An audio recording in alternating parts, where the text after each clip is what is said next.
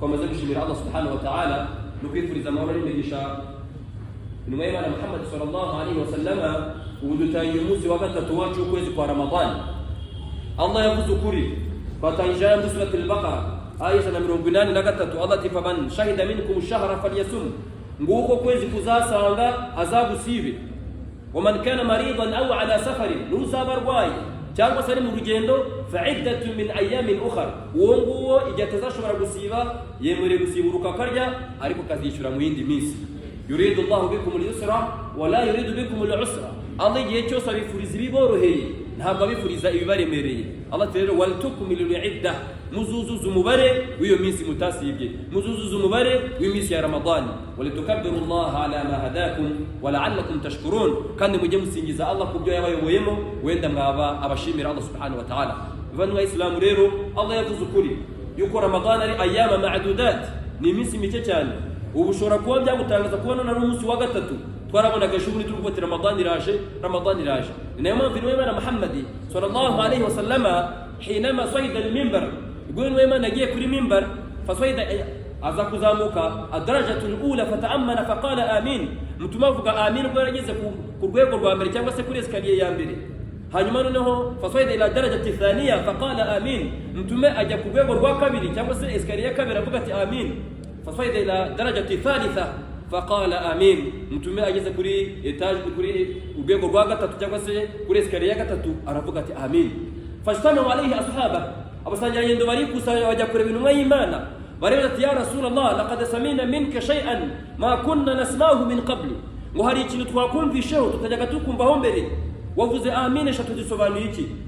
Mtume agiye kubasobanura ababwira ati raghima anfu rajulun, ngo umugabo cyangwa se umwisilamu arakagwira izuru arakagira igihomba kaga n'amakuba. Uwuhe?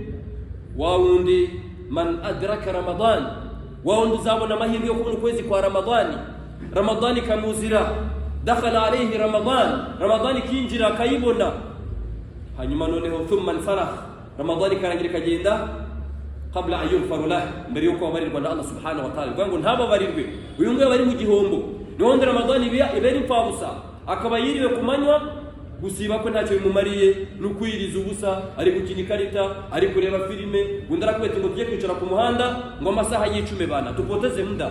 Waislamu hakuna kupoteza muda katika dini ya Allah. Hari gihe uzabuze kuri gutakaza igihe utazi ko wasibye kumva urimo uravomera mu rutete. Nimwe bana Muhammad sallallahu alaihi wasallam atuye muri hadithi rubba sa'imun laysa lahu min siyamihi illa al-ju', mwahuru umuntu ubuzi ko yasibye ariko kwiyiriza kwe akaba uri kwiyiza inzara gusa. Uwo ngo ni wundi utaretse qawlu zur, amagambo y'ibinyoma, amagambo yo kubeshya. Mwema nabigereje muri hadith man lam yad'a bi qawli zur wal 'amala bihi, utazareka amagambo yo kubeshya nayo gusebanya no kubeshya mu bikorwa, falaysa lillahi hajatan fi ayad'a ta'amahu wa sharaba, ngo ntabwo Allah zakeneye ko ngo yaritse ibyo kurya bye ndetse n'ibyo kunywa bye. Islam iyi Ramadan ni kuri twafatirana no mwanya tukawubyaza umusaruro. Nukwezi kwamoneyemo Qur'ani, niba utazi gusoma Qur'ani yumvirize, wari kujya gutakaza igihe ushwana n'abantu uvuga amagambo aterekeranye. Mtume yabigaragaje yuko umuyisilamu uvuga amagambo aterekeranye Allah ntabwo akeneye igisibo cye. Allah tabaraka wa ta'ala abigaragaza muri hadithi al-Qudsi iturutse kuri Abi Huraira iza kunwa Imana. Allah nawe aravuga an Abi Huraira radiyallahu anhu, yamuturutse kuri Abi Huraira Allah mwishimire, anna Rasulullah sallallahu alaihi wasallam qala, Abu Huraira avuga ati imani yebo ni misharati, qala Allahu azza wa jalla, nyagasani nawe yaravuze ati kullu amali ibn adam lahu illa siyam, ngo buri gikorwa cyose ni cyamwe na Adamu uretse igisibo. Koko iyo urebye usanga buri gikorwa cyose ari cyamwe na Adamu. Iyo usenze barakubona ko wasenze, iyo ugiye hijja barakubona, watanga sadaka bakakubona, ariko sawm ni ibanga rya Allah n'umugaragu. Ntabwo nge namenya ko wasibye, ntabwo wowe wamenya ko nge nasibye, ni ibanga rya Allah. Kullu amali ibn adam lahu illa siyam, buri gikorwa cyose ni cyamwe na Adamu uretse igisibo. Fa innahu li, icyo gisibo ni cyanjye nge Allah, wa ana ajize bih, ni nanjye uzagitangira ibihembo, ni nanjye uzagitangira ibihembo. Allah mu hadithi al-Qudsi arakomeza avuga ati wasiyamu junna, ngo kandi igisibo ni urukingo. The fasting is the shield. Igisibo ni urukingo rugukinga n'ibyo ari byose byakuzira bibi, rugukinga n'ibi byose waba wakwishoramo. Tumaga Allah akomeza atubwira muri hadithi al-Qudsi fa idha kana sawmu ahadikum, ngo igihe muri mwazaba ari mu gisibo, fala yarfuf ngo aramenye ntakazavuga amagambo aterekeranye, ntazavuga amagambo y'urukozasoni, ntazashake kuba ijambo rafata mu cyaro. Abasobanuzi batubwira ko akenshi kiba kigambiriwe n'imibonano mpuzabitsina, nk'uko no muri hijja Allah bivuga alhajju ashhuru ma'lumat faman farada fihinna, hijja ikorwa mu mezi azwi, uzagambira umugambi uko yakora hijja fala rafatha, aramenye ntazagira imibonano mpuzabitsina n'umudamu we, wala fusuq, ntazanakore n'ibyaha, wala jidala fil hajj, nta nubwo yemerewe kujya impaka. Kadhalika siyam, n'igisibo niko meze bavandimwe, ntabwo yemerewe kuba wajya impaka n'uwo ari we wese. Allah akunze muri hadithi qudsi atubwira ati wasiyamu junna, ngo kandi igisibo ni urukingo. Fa idha kana, ngo igihe umwe muri mwe azaba asibye, siyamu yawmi ahadikum, umwe muri mwe azaba asibye, fala yaskhab, aramenye nguyu ntazakora iki, la yarfuth wala yaskhab, ntazavuga amagambo aterekeranye, ntazavugira amagambo y'ukozasoni, aramenye sasa basizungumza maneno machafu. Si ibyo gusa, ahubwo ntazagire n'uwakomeretsa amutuka. fa in sabahu ahadan aw qatalahu falyaqul inni mur'i sa'im, ngo igihe hazagira umwendereza cyangwa agira ngo mushake yamakaza ngo turwane cyangwa agira ngo amutuke, wowe ujye wifata umubwiye ati mu byukuri inni sa'im, mukuri ngenda sibye. Allah akomeza atubwira ati mwayimana muri hadithi walladhi nafsi Muhammadin biyadi, ndarahira Allah ufite nafsi ya Muhammad mu biganza bye, mwayimati la khulufu famu sa'im, ngo mu byukuri ngo umwuka w'umuntu wasibye atyabu inda Allah min rihil misk, ngo ni nziza cyane uriya mwuka w'umuntu wasibye Allah arawukunda cyane kurusha amavuta cyangwa amarashi ya miski. Abamenye batoti iyi miski igitonyanga cyaho kiguye hano ku isi yose yagira guhumura neza. Niyo mpamvu bamwe bagiye tubwira ko no gutawaza rimwe na rimwe mu mazuru cyangwa se mu kanwa utatawaje ntacyo bitwaye, kubera ko wasibye, kubera wa mwuka wawe ufite Allah akunda kurusha amavuta cyangwa amarashi ya miski. Bityo rero mtume akatukuza tubwira ati anuko magambo ya Allah subhanahu wa ta'ala hadithi qudsi lisaimu farihatan yafrahuhuma, ngo umuntu wasibye agira kwishima ku buryo bubiri. Idha aftara fariha bifitrihi, ngo igihe bagiye kurya iftari yishimira iftari ye. Wa idha laqiya rabbahu fariha bisawmihi, ngo n'igihe azaba agiye guhura Allah ku munsi umwe, Allah agiye kumuhembera isawmu ye, Allah aramwishimira, akishimira igisibo cye kubera ko Allah agiye kugihembera. Bityo rero tuganiraho mu gisibo mu ncamake ni ibintu bibiri dusorezaho. Icya mbere gufuturisha umuyisilamu wasibye, icya kabiri agaciro ko kurya idaku. Turahera ku daku, ariko inshallah mbere ko dukomeza dukeneye bya 20 inshallah. Uwo Allah yashoboje kuba ari kugenda ufite 5 ufite 10 ukuntu ukoze ko gusarura ibyiza, aho ukora sunna ukandikirwa nka farada, aho kuri korwa cya sunna Allah yakwandikira ngo wakoze farada. Al-a'mal mudha'afa, Allah gutubura ibikorwa mu kwezi kwa Ramadhani. Inshallah dukeneye 20 inshallah. Ufite rero 200 atangira zananga hano agenda size isadaka inshallah. Bityo rero kurya idaku birimo agaciro gakomeye cyane, birimo n'ubugenge. Hadithi ya Irbad bin Sariya radiyallahu anhu ni musabu ukomeye cyane, Allah mwishimire, aravuga ati da'ani Rasulullah sallallahu alaihi wasallam ila sahur fi Ramadan, inuma Imana yamamagaye kujya gusangira nawe idaku mu kwezi kwa Ramadan. Faqala, inuma Imana iravuga ati halumma ila ghada'i mubarak, nyabuneka karibu ngwino uzufate ifunguro ryuje umugisha. Tumegaragaza muri hadithi tasaharu fa inna fi sahuri baraka, mujye murya idaku kubera ko kurya idaku harimo imigisha. Mu yindi hadithi mutume akatubwira ati ngo mu byukuri ngo gufata idaku ukarya idaku birimo baraka nyinshi cyane, walau bijur'atil ma, ngo kawe nubwo wafata intama y'amazi. Hari umuntu ushobora kubyuka akakubwira uti ngewe ebana yo nari idaku uganga ati buramfata, ngewe nari idaku numva ntameze neza, ku manywa nirirwa ntameze neza. Niba ariko umeze kirageza ubyumwa n'amazi ashyushye, niba ariko n'amazi ashyushye yakunanira byumwa n'icyayi, niba ari icyayi cy'amata gishyushye, ariko ntuburi ikintu ufata ngo we wanywa cyangwa se we warya gufata idaku kubera ko harimo imigisha. Mu yindi hadithi mutume akatubwira ngo inna Allah, mu byukuri nyagasani, wa malaikatahu, n'abamarayika bayo bakora iki? Basabira ibyiza, bifuriza ibyiza, astaghfiru lil mutasaharin, bifuriza ibyiza babandi bakabasaba imbabazi babandi bafashe idaku, abantu barya idaku. Allah nabigaragaza muri Qur'ani as-sabirina was-sadiqina wal-qanitin wal-mustaghfirina bil ashar, n'abakora istighfar igihe cyo gufata idaku. No muri surati Dhariyat Allah nabigaragaje atubwira ngo iki? إن المتقين في جنات وعيون آخذين ما آتاهم ربهم إنهم كانوا قبل ذلك محسنين كانوا قليلا من الليل ما يهجعون وبالأسحارهم يستغفرون. ونجي cyo gufata idaku kiragiye cy'igicuku bagakora istighfar ukijuza ugasaba Allah imbabazi. Ntabwo uzikora Ramadhani yawe Allah wenda yayakiriye, ariko bitewe na baraka z'ukwezi kwa Ramadhani, bitewe n'imigisha y'ukwezi kwa Ramadhani, Allah subhanahu wa ta'ala akakwakirira. Ariko abenshi ntabwo bazi agaciro ko gufata idaku. Mutuma katubwira ati tasaharu fa inna fi sahuri baraka, mujye mufata idaku kubera ko gufata idaku harimo imigisha myinshi cyane.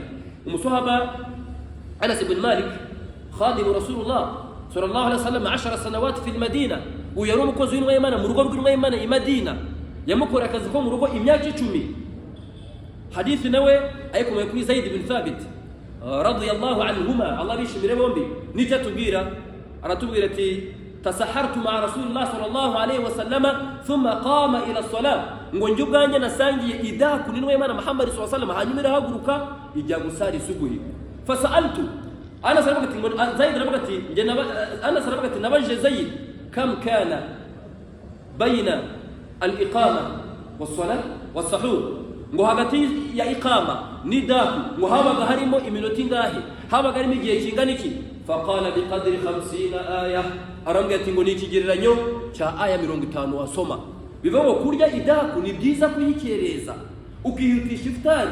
Mtume nikatubwira la tazalu ummati ma'ajjal al-futur wa akharu sahur, umayanyizaguma mu byiza igihe utisha iftari igatinza idaku. Ariko abayisilamu benshi bakunda gutinza iftari kumushaki, ukabona umuntu batoyazana akunguriye kutabi, umuntu batoyazana ukabona ntabwo yiteye gufata ikintu ngo kiri mu kanwa. Mtume ntabwo batowagazana usibye ko yabaga afite amazi, yabaga afite itende. Ni nayo sunna mutuma tubwira mujye idha aftara ahadukum igihe muri mwazajya afata iftari falyaftur bilma au falyabda bilma fa lam yadu bilma fa lam yadu alma natabona mazi ajafata atamr itende fa innahu tahur uko maza basukuye itende ibyo ni biryo byuje umugisha. Kuko mtume tugamwindi hadithi hari tende bitaajwa ni tende zimwe z'umukara nabo zikunze kuboneka hano cyane. Mtume bati izi tende waziriye agasoma idua uburwayi afite Allah itamukiza, ariko akiringira Allah ko ari ukiza. Bivuga ngo rero kwihutisha iftari ni sunna, ni byiza, ntanyuma gutinza idaku nabyo bikaba sunna. Ariko tubaka tubwira ngo abayahudi n'abanaswara fa inna al-yahuda wan-nasara yuakhiruna as-sahur, abayahudi n'abanaswara nibo bakereza idaku. Muislamu rero ntabwo agomba gukereza iftari, agomba kwihutisha agatinza idaku. Nawe mu Bayisilamu abashia mujya mubumva abashia bona bo bakuririza ngo aya bagasoma aya ivuga ngo yakuluna ngo thumma atimu siyama ila al-layl, ngo muzuzuze igisibi gihe cy'ijoro. Hadhihi al-aya, iyi aya ntabwo isobanura yuko ngo ugomba gusiburuka saa 2 z'ijoro, saa 3, saa 4. Abashaka inshibiri iftari saa 1, saa 1 n'igice.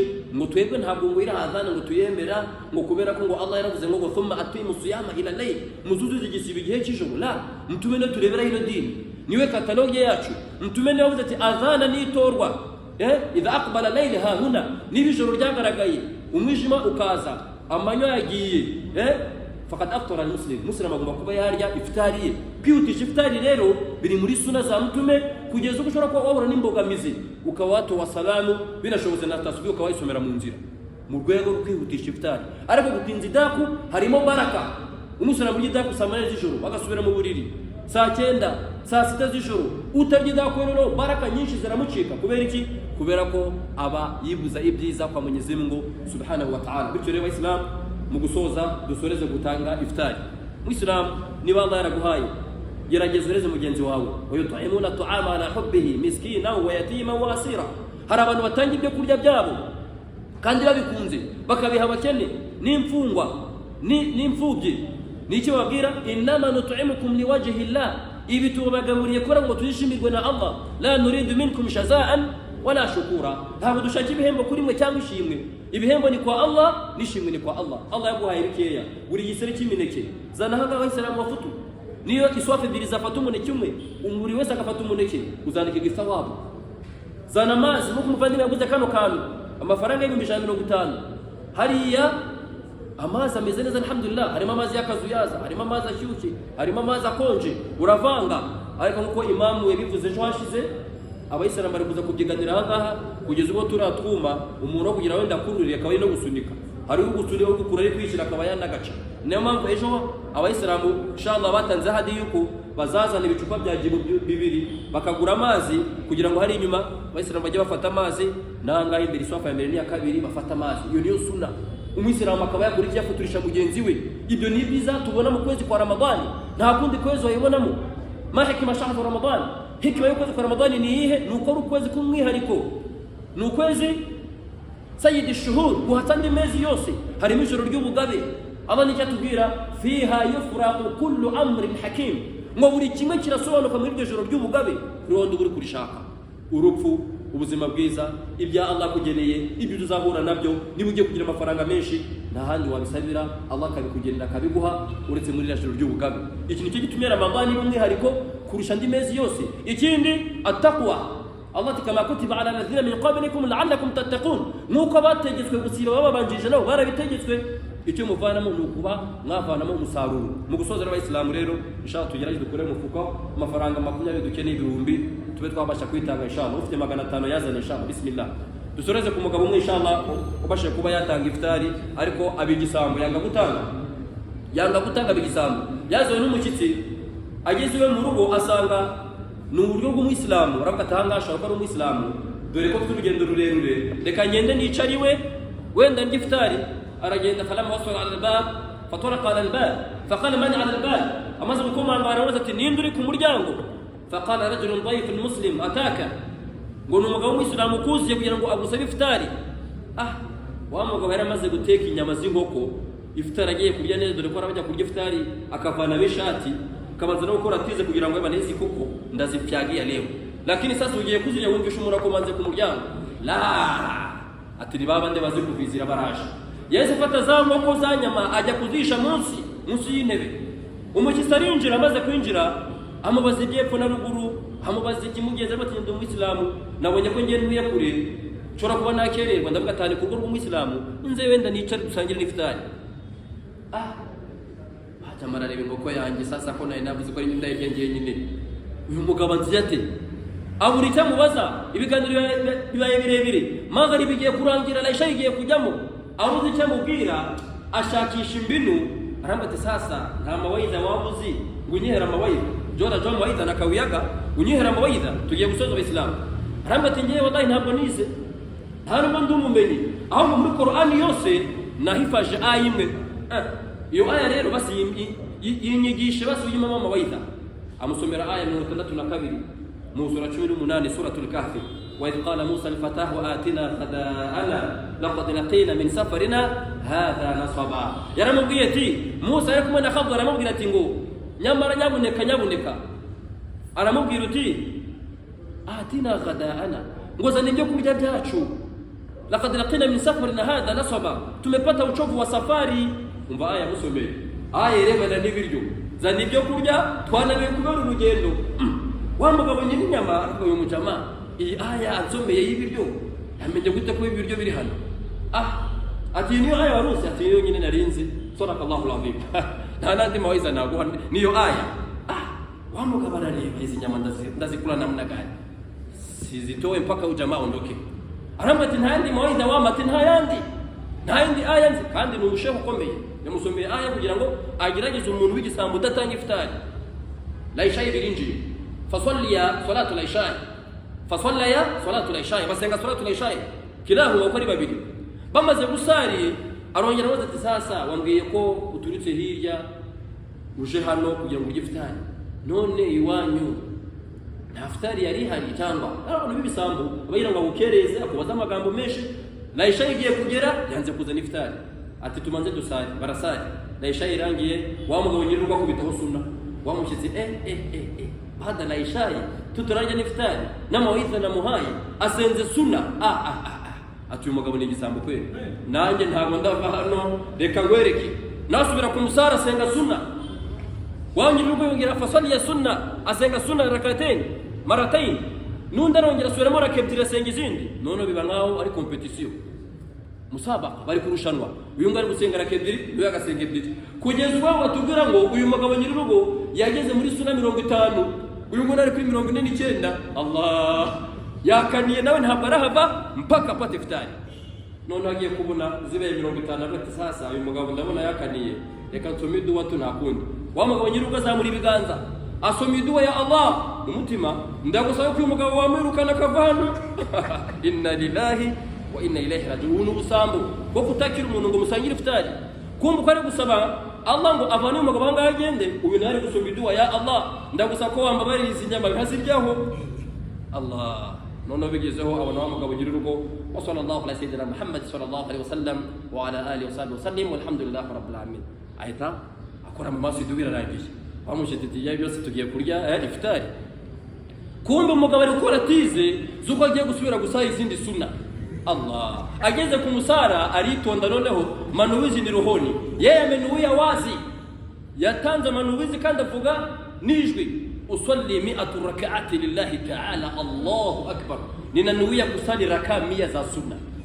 Allah wamuchisi uyu mtu ananuia kusali raka 100 za sunna ashaka komba hano tu iftari ntayiryaho avana minkweto nawasubira ku musara ngo niba ari ibyo nanjye niwe gusarira kanyishi mpaka asubuhi Allahu akbar uyu ngano wiyijana uyu ngano ko bati mpaka asubuhi none wawundi nyiruko kwa usambobwe amaze kumba mugenzi we rakanyinshi mpaka asubuhi yahise afungura iswara y'abana njoo tule kwino turye wakaniye basi ntabwo nagushobora wanze kugenda kwino dusangire ibi byose bigaragaza ko umuntu ari ubusambo umuntu n'abakuzi aje gufata iftari sangira nawe kugugizwe mu tubavuga ati man fattara sa'ima kana maghfiratu lidhunubihi duna an yunqas min ajri shay'a nguza futurisha umuntu wasibye ababarirwa ibyaha bye ngo kandi rito habuze zitagabanutse faqalu ya rasulullah abasanya yendo bazimwe imana laysa kullu wahid minna yajid ma yufattiru bihi sa'im ngo ntabwo ari ko bari bose muri twe yabona ibyo agaburira wasibye mutuma nabwo ati ngo tawabu ziftari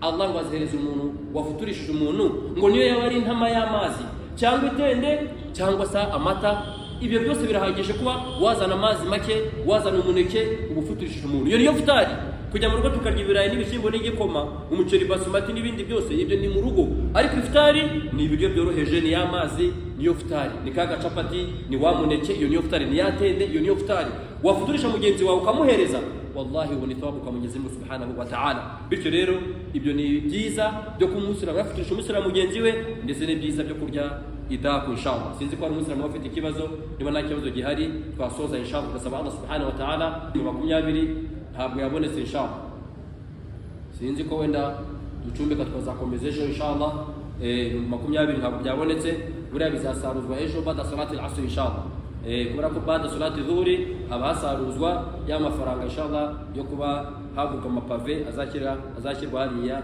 mwari urubuga rw'umusigiti inshallah naam bisaye Mwenyezi Mungu Subhanahu wa Ta'ala tworohereze inshallah musaba yuko Allah umwanya wanyu mwatanze ko yobashirira kusani ibikorwa byanyu kumunzani w'isani ibikorwa byanyu akazabembera kumusumeruka saba Allah Subhanahu wa Ta'ala ko bafite akazi kariko kose Allah bakiyemo baraka Allah yabareza abakiriya bakagurisha bakunguka saba Allah Subhanahu wa Ta'ala ko barwaye muri twe Allah yabakiza bafite ibibazo bitandukanye Allah yabakemurire Allah zadureze urugeze hano kwisi mumva ndetse nejo kumusumeruka saba Allah Subhanahu wa Ta'ala ko bitabye Imana ababyeyi banyu abafasha banyu abatabye Imana bose mu muryango wanyu Allah yabagire mu akababari سبع الله سبحانه وتعالى يا نصر الإسلام ومن فلسطين المسلمين في السودان المسلمين في الصومال اللهم نصرهم نصرا عزيزا اللهم نصرهم نصرا عزيزا اللهم احفظهم ونصرهم يا رب العالمين ونصر المسلمين في كل مكان يا أرحم الراحمين اللهم ألف بين قلوبنا واصلح ذات بيننا وهدنا سبل السلام ونجنا من الظلمات إلى النور وجنبنا من الفواحش ما ظهر منها وما بطن يا رب العالمين اللهم لك الحمد كما أن بلغتنا شهر رمضان اللهم جل مما يقومونه ويصومونه إيمانا واحتسابا يا رب العالمين واجعلنا من متقاء شهر رمضان يا رب العالمين وقنا عذابك يوم تبعث عبادك يا رب العالمين اللهم إنك عفو كريم تحب العفو فاعف عنا برحمتك يا أرحم الراحمين وصلى الله على سيدنا محمد صلى الله عليه وسلم وعلى آله وصحبه وسلم بفضله سبحان ربنا رب العزة عما يصفون وسلام على المرسلين والحمد لله رب العالمين والسلام عليكم ورحمة الله وبركاته